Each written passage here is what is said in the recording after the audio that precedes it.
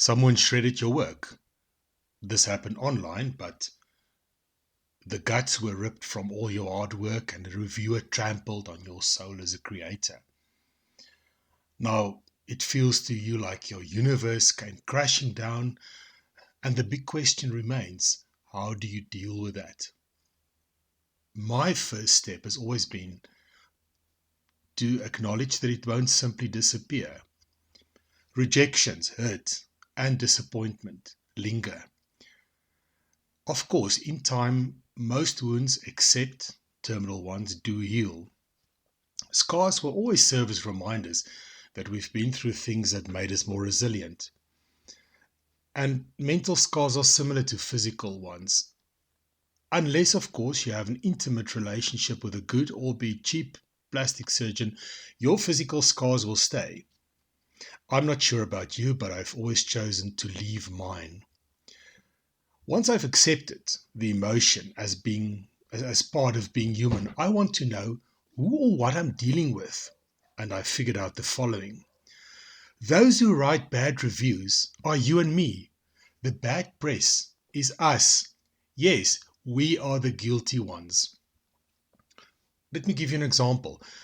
When was the last time you almost absent-mindedly clicked that downvote button on social media? You didn't like the costumes in a music video and you inadvertently left a review by downvoting it. A bad review doesn't always require a vocalization or a written text. Another example, you saw a garment for sale and you told your friends that it was the most hideous thing you've ever seen. And yet, you're neither a director nor a clothing manufacturer. But you do have an opinion about other people's work. Just like other people formulate opinions about yours. Remember the following though. Find a way of reminding yourself that the person who wrote the negative review isn't necessarily qualified to deconstruct all the elements that were trashed in the review. I've never written a bad review about a book covering scientific equations because I won't be able to discern the so-called bad ones from the so-called good and viable ones. In written text, I would have made liberal use of inverted commas here because all these things beg to ask the question, bad or good for whom? There's a sad reality that's always been part of humanity, and that's the inability to separate personal preference and taste from perceptions that something is bad. It's as simple as saying, I don't like the taste, so it has to be bad. And we always think because it's bad for us, it has to be bad for everybody.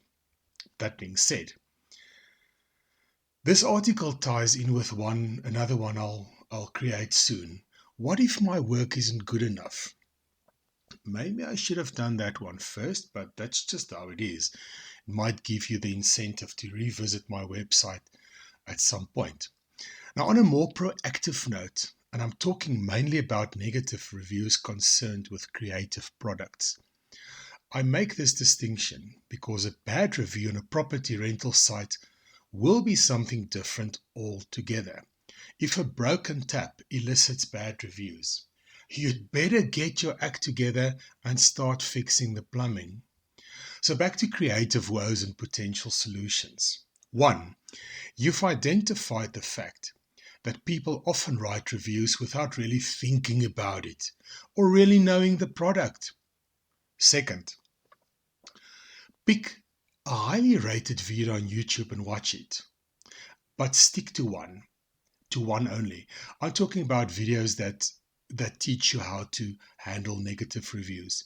Too much information can have the reverse effect, where you start feeling inadequate because it looks like everybody else out there is handling rejection better than you. So pick one video and watch only that video every now and then.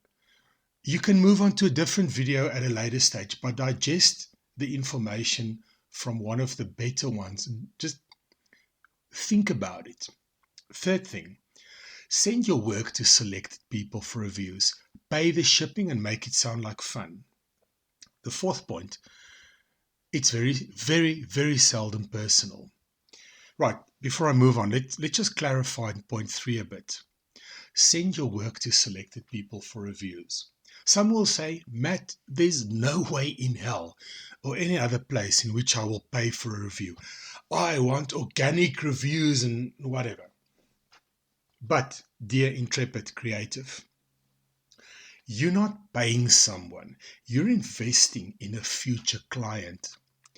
Learn from those sales reps who toured the country with free samples and toys. As kids, we used to love the little trinkets they gave our parents. But that's how you build a customer base. You start liking the person as well. Show a few people that you value and respect their input and time to such a degree that you're willing to trust them with writing a review for you. If 20 people in your real offline world write terrible reviews, they've received your book, they read it, they hate it, and they're honest with you, then at least you will have the ability to acknowledge that maybe it's not the best career for you. But that doesn't always happen. Just choose people who have a balanced view about the type of product or the genre you wish to have reviewed. Please, don't come across as being needy. Have a little faith in your product. That way people will have a little faith in you. Because next time, you might just deliver that killer product, that amazing book. Because you've invested in people and not necessarily in just the potential for a review. Because they like you, they will be more receptive to future products. Some of them might even stand in line to review something. Who knows? Don't burn bridges, but do build new ones all the time. I think a lot of creative people easily forget that. Build the new bridges. It feels like it has nothing to do with your creativity, but you can't escape that. I will leave you here with a practical example of how reviews work. Did you like what I said? Think about that. Did you like it? You're watching this video. You're listening to it. Did you like it? Did you like what I say? If you did, then the first question will be, why didn't you merely acknowledge it by simply leaving something like an emoticon, a like, or just one word such as nice? You expect this from other people, and yet we all find it very hard to acknowledge the stuff we liked. Conversely, if you hated this piece and you wrote, "This is rubbish, Matt," then I can ask, are you capable of putting out a product that improves on this one? This is just my way of handling it, because I certainly don't see everybody replacing my product with a better one. Talking the same genre, the same style, it's not going to happen. Maybe you're in a bad space, and writing a bad review about a blog article could very well be a bit of emotional release. It's inevitable. At this point, you will have an opinion about this video. You'll either see the contents as something you like, or you might dislike it. Alternatively, you'll remain neutral and leave all of this behind with that silent whatever, and maybe you shrugged your shoulders. But again, are you going to respond? Are you getting ready to write something in the comments? I'm asking this because these are the exact same motions that all those people who look at your product go through. There are dozens of reasons why reviews are formulated in the way they are. And if I were to take a bad review of this video seriously, I would need to ask the same question I asked you to ask earlier. Who is the person writing the review? Do I know them? Because the chances are very slim that you've met me personally. I often think that taking it personally does imply having a person in the vicinity. Kind of old school, you get what I'm saying. Yes, we can talk about online slander, criminal injury, and all of that in a different topic. But I've grown to accept that for me, there is no personal attack if there's only an opinion floating around. It's an opinion without a face or a distinct personality. These are just words, but nonetheless, a few words that still managed to hurt me on some level.